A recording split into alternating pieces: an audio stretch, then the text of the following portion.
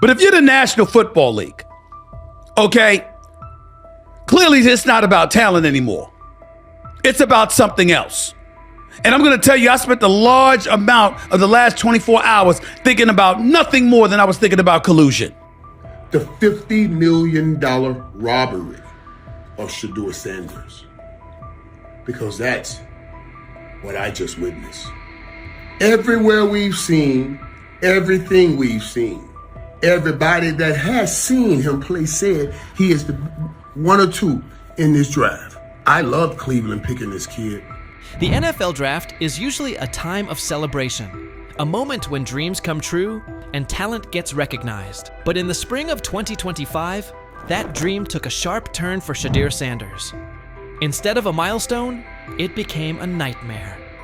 One that might lead to one of the biggest lawsuits the NFL has faced in years. Shedeur, the Colorado Buffaloes quarterback and son of Hall of Famer Deion Sanders, was once expected to be a top 10 draft pick. But instead, he slid all the way down to the 5th round, pick number 144, by the Cleveland Browns. Now, quiet speculation has grown into loud conversations. Reports say the Sanders family is getting ready to take legal action against the NFL and several team owners, accusing them of collusion, defamation, and causing long-term financial harm. And the more you look into it, the more complicated it seems. From the outside, Shedeur's sudden drop in the draft doesn't add up. What we're looking at is a convergence of a lot of history falling into one weekend. There's a history of the NFL and their ideas about protecting the shield and what they feel like. There's histories of the Sanders, history of the quarterback, which makes this really complicated and pretty much impossible to find one specific answer about why Sanders fell. He was probably already a fringe first-round pick, so some of the mock drafts were wrong. There's probably some owners out there who wanted to humble him and Sanders, and then there's just the talent that was there. So I'm not, it's okay, I think, to say we don't know what the specific answer is. What I do know, though, and I know it's maybe a little bit of a tangent, but I feel like it's important to say, I want to say this to folks on the internet and folks who are paying attention. This is not the Colin Kaepernick situation. This is important to know. Colin Kaepernick was absolutely blackballed from the league for standing up for folks' rights. This is not what Shedeur Sanders went to. He was embarrassed for 48 hours in the draft, and he ended up going to a Browns team where he still could possibly be a starter on that team because they managed to have half of Wu-Tang Clan's worth of bad quarterbacks, and he can still work his way up to a starter. So this is not the same situation. His career can still end up being okay. Shedeur Sanders led the entire NCAA in completion percentage with an impressive 74.1%, broke several school records, and was right at the center of what many called the most talked about college football storyline in the last 20 years. With months of hype suggesting he wouldn't fall past the early second round, the expectation was clear. But instead, he had to sit through 3 painfully long days. Then came pick number 144, a moment that quickly went viral for all the wrong reasons. The cameras at his private draft party cut away. The champagne never even got opened. The room went completely silent. Deion Sanders didn't hold back afterward. According to those close to him, he was furious, allegedly saying, "This league just blackballed my son." At first, it sounded like a heartbroken father speaking out, but not long after, the leak started. Because how in the hell does 32 teams in the National Football League pass on a quarterback that was universally recognized one of the top 3 quarterbacks in the country entering this draft, and 32 teams passed on him? Not once, not twice, not 3 times, but 4 different times they passed on him. How the hell does that happen? 4 rounds. It doesn't happen to a quarterback. We've never seen anything like this before. We've seen guys drop because of injuries. We've seen guys drop because of off-field issues, but we've never seen a quarterback projected to be a top 20 pick, universally recognized one of the top 3 quarterbacks in the draft, projected to be a first rounder, in all likelihood a safe bet of a late first rounder, and drop literally to the 5th round. We haven't seen anything like that. So a lot of times when you go to these combine meetings, teams give you things to challenge you. Teams will have a player's worst plays ready for him, and they'll show him his worst plays and say, "Hey, why don't you explain them?" And Shedeur apparently didn't take to it well. And at one point, one of the few teams that actually was interested in him said, well, what do you make of this really bad play? And Shedeur said, maybe I'm not the guy for you. That's not the answer. Another moment. What they do during the film and the combine and the meetings is teams will install mistakes intentionally planted in the install, and they want you to catch them. Shedeur didn't, and when a coach called him out, once again, it didn't sit well. It's like, bro, there's not many teams needing quarterbacks, especially since Pittsburgh appears to have a deal with Aaron Rodgers and Tennessee's getting Cam Ward. So you're down to the Giants, who were not interested at all, and Cleveland, who traded out of that 2 spot because clearly they were looking for next year's class like the Rams are. Based on internal messages uncovered by a private investigator working with Shedeur Sanders' legal team, messages that haven't been made public yet but are currently being looked into by several independent news outlets, it looks like a few NFL team owners may have raised red flags about the media frenzy and the branding baggage tied to Shedeur. Even more concerning, there are reported claims that some team ownership groups were having behind-the-scenes talks, quietly advising each other to steer clear of drafting Shedeur unless they absolutely had no choice. People close to the Sanders camp say these private conversations even mentioned things Deion said back during Super Bowl week. Those blunt interviews where Coach Prime made it clear they would call the shots and wouldn't play for certain teams. Basically, they were following the same playbook Eli Manning used. Will you step in Eli Manning like, Deion Sanders like, to the point where like you told him, hey man, I ain't taking that psych test with the Giants. I followed you after that. I said I wasn't taking it either. Will you step in and do some of that if it's the wrong organization and say he ain't going there? Yeah, but I'm not going to do it publicly. I'll do it privately. This time around, though, the league supposedly answered with a wall of silence and behind-the-scenes sabotage. According to insiders, the upcoming lawsuit is expected to claim that the NFL worked together to hurt Shedeur's draft stock, not because of his skills, but because of how things looked in the media, internal politics, and bruised egos. If they played the cards and picked him up in the 5th round, but I surely would like to know how they knew he would still be there in the 5th round. I've been on that stage for years and years and years. I've never seen them position the cameras in position, give forewarning about who's about to be drafted. I wonder if Cleveland got a call from somebody in the NFL saying, we got to draft this kid. You just robbed this young man of $50 million. And it wasn't on his playing ability. Wow. Shame on you. Primetime Deion Sanders' natural bravado, coupled with that of his son. They say that the whole interview process wasn't that impressive when he showed up at the NFL scouting combine and refused to work out. That hurt him. The interview process while he was there hurt him, etc., etc. You know what, y'all? I get it. It makes perfect damn sense if he's drafted in the 2nd round. It's the fact that he fell to 5th that's alarming. After the draft, analysts on Fox Sports tried to make sense of the slide. Some said Shedeur wasn't a once-in-a-generation type of player. Others questioned his intangibles or pointed to the so-called baggage he brought with him. But instead of cooling things down, those comments only added fuel to the fire for Sanders' legal team. They're asking, how does a quarterback with a higher completion percentage than the #1 overall pick fall more than 130 spots? Why did draft experts rate him so highly, yet not one NFL GM publicly pushed back when he slid? From the Sanders camp's point of view, this wasn't just a case of a poor team fit. It looked more like a deliberate effort to send a clear message. Players don't get to control their future. That power belongs to the league. And nothing seemed to capture that message more clearly than Colin Cowherd's widely shared line: "Nobody wants a celebrity backup quarterback." According to sources, that quote is already being looked at closely by attorneys and has shown up in early versions of the legal filing. To them, it's more than just a jab. It's part of the case. Was out there, I talked to Denzel Ward. Yep. I talked to some. But I didn't say the name. But anyway, I done talked to some people. He looked different. There's a difference when that young bull is out there spinning that ball. You hear me? Mm-hmm.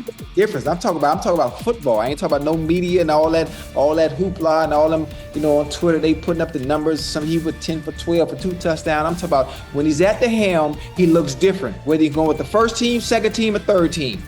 It don't matter. From being buried on the depth chart as a fourth stringer to suddenly becoming a standout on the second team, Shedeur Sanders just pulled off the most impressive quarterback comeback since Tom Brady made the world believe he wasn't finished at 40. What is it going to take for you to just buy in to Shedeur Sanders when players all around him are telling you how different he looks, how good he looked, how he just has that aura to him? Because it seems like all the players that are around Shedeur Sanders have nothing but great things to say about him and love him. Because again, he clearly just looks different than the rest of the competition that we've seen. And like I said, the last time I've seen guys go for or say things about a certain player like that, it was Baker Mayfield. So could 12 be that guy? How long until we see 12? Because I feel like it's just a matter of... The same haters who were cheering when he got dropped to fourth string are now scrambling for excuses faster than a glitchy Wi-Fi during the Super Bowl. Get ready, because this isn't just a step up on the depth chart. It's a serious reality check that's got the critics choking on their own words with a big helping of humble pie. Being said, I see some balls coming out of Shedeur Sanders at that game, and I'm like, kind of looks like a guy. Yeah, I'm reading. He can sling it. I see him, some of the veterans, how they talk to him, mic'd up, see what he's doing in the community. Yep. Talking about Njoku there? Njoku, mic'd up. Yeah, once you see, different little interactions and things like that, I know he has the talent. We'll see. It'll be a competition that usually brings the best out of guys, especially young guys. So I'm interested to see how that quarterback situation. I've heard he's been outstanding. The Cleveland Browns training camp just turned into the most talked about event in town. All thanks to Shedeur Sanders, who took his spot as fourth string and used it as motivation for one of the most impressive rises the NFL has seen in years. While everyone was busy counting him out and calling his career dead, Sanders was quietly putting together a performance so good that coaches are saying they haven't witnessed anything like it in the last 15 years. Drafted in the 5th round, all that means nothing when it's time to play football and that whistle blows. He looks different than the rest of the competition. That's what I heard. And I'm talking from not Brother Ward, I'm just talking about from sources that's in that room, that's on that field, that's playing the sport. Man, come on, man. Yep, coaches with decades of experience are honestly scratching their heads, trying to figure out how someone goes from being a practice squad afterthought to seriously competing for a starting spot in just a few weeks. Thing is, they never planned on taking him. The problem is, like Ocho Cinco said, you got somebody that has endeared himself to the locker room. And guess what? The difference between him and Tim Tebow, the biggest one, is he can play. He can throw the ball. Tim Tebow running around being an H-back, he can throw the ball. And he's done everything he needs to do. He ain't saying nothing. He ain't rocking the boat. He ain't mad about the reps. He ain't mad about none of that. All the people out there want to see is this, like Tyver said earlier. We want to see what he can do with Jerry Jeudy. That's it. I want to see what he can do with David Njoku. I want to see him with Junkins. I want to see him with the first running backs. If you are cooking, if you are beating down the doors with the 3s and 4s, guess what? You deserve more. That was a bar. It rhymed. It was. Remember when Mary Kay Cabot dropped that bombshell report saying Shedeur Sanders was the 4th string quarterback? The internet blew up faster than a Michael Bay explosion. Critics came out of nowhere, like ants at a picnic, rushing to call his NFL dreams dead on arrival. They claimed he was only shining against guys who'd either end up on practice squads or be out of the league by September. They pointed out he wasn't getting reps in 11-on-11 drills and said he needed to earn his way up the depth chart. Dude, listen, the guy, all I can say is that he goes where the ball's supposed to go and it looks the way it's supposed to look. Mm-hmm. And when I hear that tells me it sounds like the Browns may have got a steal with Shedeur Sanders in the 5th round because I think he'll have a chance. I'm not saying he's going to be the starting quarterback in September, like week 1 or 2 or whatever it may be early in the year, but I think he's got a chance to develop into something that hopefully would preclude them from having to draft a quarterback first overall or top 5 next year. He said, I see some balls coming out of Shedeur Sanders at that game, and I'm like, Kind of looks like a guy. Yeah, I'm ready. He can sling it. Ready to. I see him, some of the veterans, how they talk to him, mic'd up, see what he's doing in the community. You talking about Njoku there? Njoku, Mike Napier. Once you see, different little interactions and things like that, I know he has the talent. We'll see. It'll be a competition that usually brings the best out of guys, especially young guys. So I'm interested to see how that quarterback situation. I've heard he's been outstanding. Funny how the tables have turned. Those same critics are now watching Sanders climb the depth chart like he's scaling Mount Everest with rocket boosters. The guy they wrote off is now the one they can't stop paying attention to. Every completion sends a message. Every perfect throw is a reminder that real talent doesn't stay hidden forever. And with every practice, he's showing that maybe, just maybe, the Browns stumbled upon their hidden gem. One thing for the fans to sit here and hype up Shedeur Sanders because we all know how we get about certain players that we like. But it's another thing when you hear it from players who are actually on the field, who are actually in the locker room, who are actually next to this guy every single day. Because I'm sure we've all seen the quote by now by Chad Johnson when they were on the nightcap, and he talked to some young bulls. He talked to Denzel Ward. He didn't want to give away his name, but he already did it. And he said that Denzel Ward says he looks different from the rest of the competition. We've already been seeing. When word got out that Shedeur Sanders officially moved up to second-team reps, passing Dillon Gabriel along the way, the shockwaves hit from Cleveland all the way to Canton. This wasn't just some small roster tweak, this was huge. One day he's throwing passes to practice squad guys, and the next he's running with the second team, putting real pressure on the starting quarterback spot. The promotion came after Sanders completely dominated minicamp, showing toughness, leadership, and total control on the field. His passes were right on target, hitting receivers in stride. His decision-making was sharp as a blade, and his grasp of the playbook had coaches nodding like proud parents at a school play. But this wasn't beginner's luck. It was steady, calculated execution that the coaching staff just couldn't ignore. And I don't know, there was never no one thought he was this malcontent or like a bag. It wasn't. That was the word, That was kind of what was being said. That was kind of what was being said. No. The pre-draft process was so unorthodox that he didn't go through it all like everyone else did. And I think there's a lot that we can look back on this thing, especially if he becomes a star in this league and say, you could point fingers in a million ways. Not having a pure agent, not having the workouts that everyone else did, going to these teams, not necessarily being as willing to throw the ball when asked at the All-Star games, like that kind of stuff I think might have stung him and might have turned teams off. But I know when Stephen A. Smith starts singing your praises, that's when you know you've officially arrived. The ESPN personality, famous for his fiery takes and no-nonsense analysis, didn't just mention Sanders. He gave him the full Stephen A. treatment. He praised Sanders not only for his top-tier football skills, but also for the intangibles that separate the good from the great. This kid's mindset puts him ahead of the pack, Stephen said, with the confidence of someone who's seen enough football to spot greatness from a mile away. He pointed out Sanders' composure, mental toughness, and relentless drive to compete at the highest level. When Stephen A. says, "It's not just about throws and stats anymore," you better believe the whole football world is paying attention. This stuff wasn't made up. I covered the draft for ESPN. I'm sitting on the desk. It's Shefty, it's Mel, it's me, it's Lewis. I heard some of the same things that Deion Sanders is talking about. And S.A. and Cantor, you know this, we all have relationships. We all have people who tell us information, they help us prepare to do our job. I heard some of the same things. Some of these things weren't necessarily made up, at least I don't think, from the people that I trust who told me these things. And so, and it's not a knock, it's how he plays in that spread wide open offense, and you project that to a spread wide open field.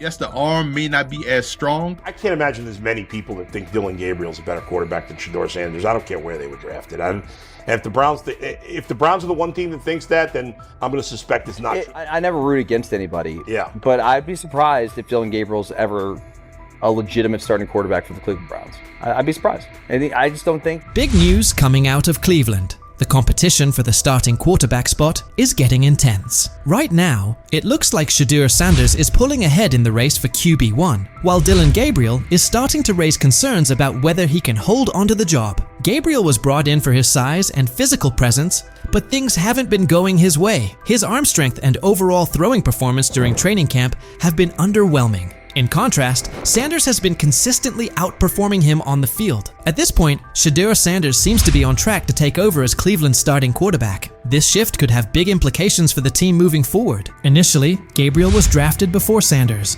and was widely seen as the likely pick for the top quarterback spot. But there's been one major issue that keeps coming up: his height. At just 5'11", Gabriel's size has become a real concern, especially in a league where physical stature can make a big difference. Throughout training camp, Gabriel has had a tough time making long throws with the kind of ease people expected from him. In a position that demands both power and precision, that's a tough weakness to overcome. Meanwhile, Sanders has continued to turn heads with his ability to deliver accurate deep passes, using his long limbs and natural throwing ability to his advantage. It's become clear that Sanders has taken control of the QB battle during camp, while Gabriel has struggled, particularly when facing pressure or a crowded pocket. That's now led to a lot of talk from analysts, who are wondering if Gabriel's lack of arm strength and ability to perform under pressure might be too big of a hurdle for him to succeed in the NFL. The big question now: how can a quarterback with such a serious gap in his game expect to survive, let alone thrive, in one of the most competitive football leagues on the planet? Gets the ball out, he's accurate. As far as how does that translate to the National Football League, I just don't see it. I don't know why. I'm sure he's a great kid, he plays his ass off, he's a winner, but when I watch him on tape, nothing really excites me about his game other than the fact that he's pretty accurate, got a quick arm. Dillon Gabriel's struggles became pretty obvious during OTAs and minicamps, where some key issues in his game started to show.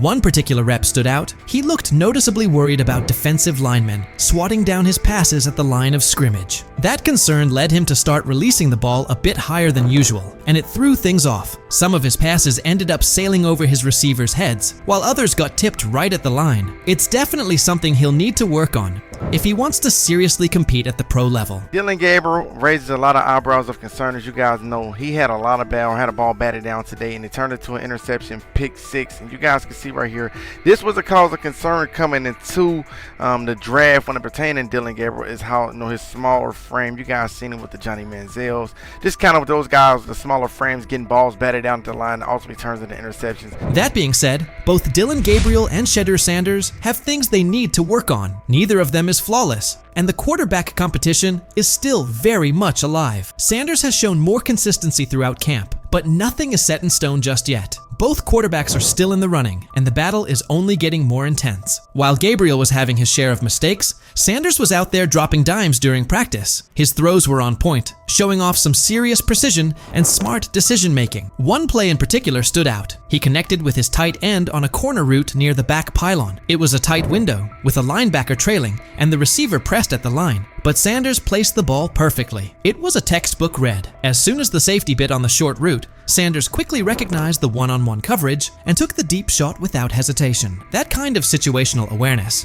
paired with his accuracy, is what's giving him the edge right now. There's even been some chatter that Cleveland may have picked up Dillon Gabriel just to block another team from grabbing Sanders. According to reports, owner Jimmy Haslam was very interested in bringing Shedeur on board, but not everyone on the coaching staff was sold at the time. Regardless of those early disagreements, Sanders is proving himself where it matters, on the field, showing that he's ready to compete at the highest level. There's a lot of speculation. He wanted Shedeur Sanders. The staff drafted Dillon Gabriel, Oregon, 2 rounds earlier.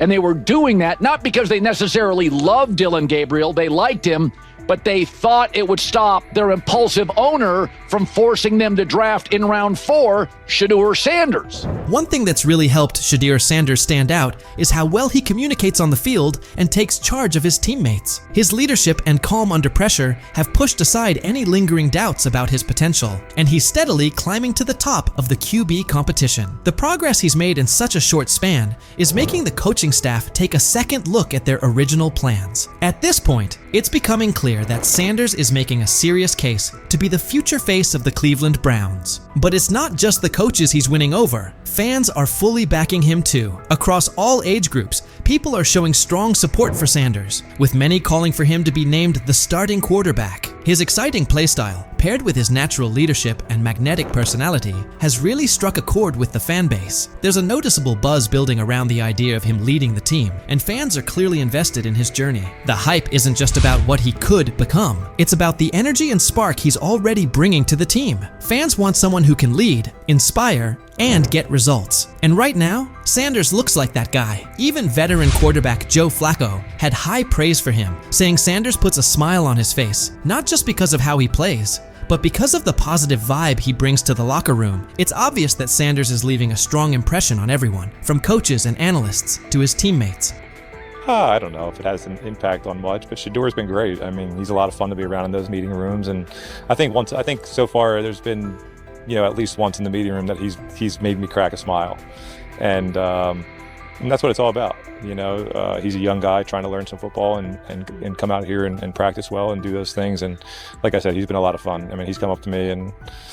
As the quarterback race in Cleveland picks up steam, it's becoming more obvious that Dillon Gabriel is slipping out of serious contention for the starting role. He came into camp with high hopes, thanks in large part to his size and athleticism, but his recent showings have raised some red flags. Gabriel's inconsistency with deep throws, especially when under pressure, has exposed a major weakness that's tough to ignore. Even with his solid build and physical tools, Gabriel just hasn't shown the kind of arm strength and accuracy needed to compete at the NFL level. His inability to stay composed and deliver under pressure has only fueled more concern about whether he can really hold his own in this league. Meanwhile, Shedeur Sanders is quickly climbing the depth chart, not just because of his standout play, but also due to his physical strength and mental grit. Sanders has been throwing with confidence and precision, even under duress, and he's consistently making smart reads when it counts. His accuracy and decision-making have really popped during training camp. What's more impressive is Sanders' commitment. Even without getting most of the first-team reps, he stayed locked in and kept a disciplined approach. That work ethic, paired with his upbeat personality and leadership qualities, has earned him the respect of both his coaches and teammates. He's become a favorite among the fans, not just for what he's doing on the field, but for the energy he brings to the team overall. With Gabriel continuing to struggle, Sanders is clearly setting himself apart, not only with performance, but with presence. So now the question goes out to Browns fans. With Gabriel trying to find his footing, and Sanders making a strong push with solid play and leadership, who do you see taking over as QB1? Are you holding out hope that Gabriel bounces back? Or do you think Sanders is the obvious choice to lead this team into the future? Let us know what you think and who you're backing.